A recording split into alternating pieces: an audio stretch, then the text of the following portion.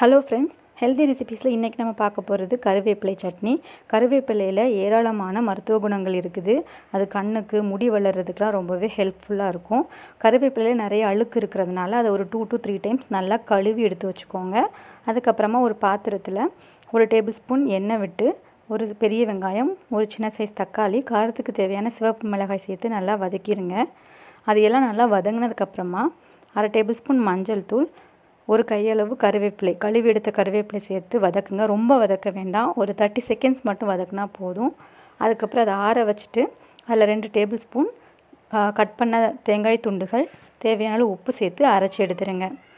இப்போது சட்னிக்கு தேவையான தாளிப்பு செஞ்சிடலாம். 1 டேபிள் ஸ்பூன் எண்ணெய் விட்டு கடுகு, சின்ன வெங்காயம், கருவேப்பிலை தாளித்து அதையும் சேர்த்துருங்க. ஆரோக்கியமான சுவையான கருவேப்பிலை சட்னி தயார்.